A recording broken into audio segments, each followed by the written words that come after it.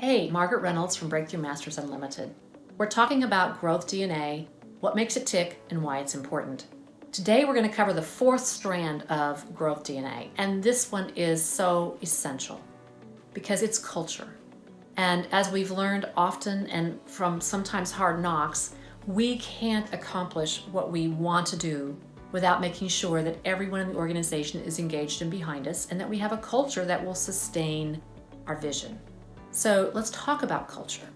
We're talking about a culture of growth-mindedness. How do you get that kind of culture? You do it by making sure that you have a couple of key things. One, you do it by making sure that you have a data-driven organization. That no matter what level of the organization, anytime there's an investment of any kind of significance, that data is actively used in a consistent way by all those who you allow to make decisions. And the beauty of data is that people have the right data, you can delegate decision making a lot broader because you have so much more confidence in the decision that they'll make. Second thing you need to do is to make sure that people are developed in a way that they are enabled to make good decisions about how they can contribute beyond their basic job descriptions to the overall success of the company.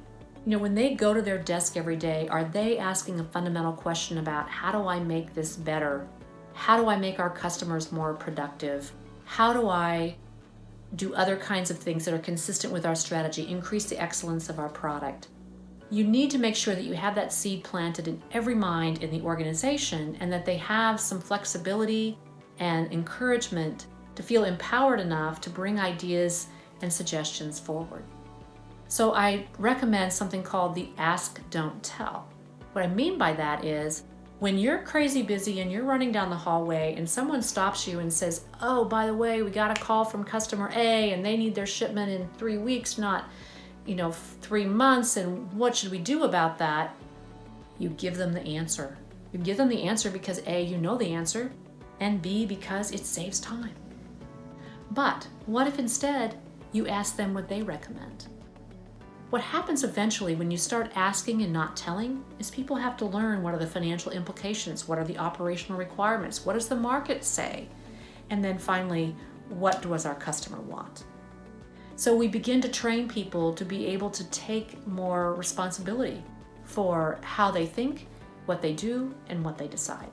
And that makes our whole company better. It is through that kind of culture training that we are able to sustain the growth results that we've identified in the other 3 strands of confidence, clarity, and commitment. So if you're interested to know what your culture score would be, we do have an assessment. It's available at www.dnascorecard.com, and we hope to hear from you soon.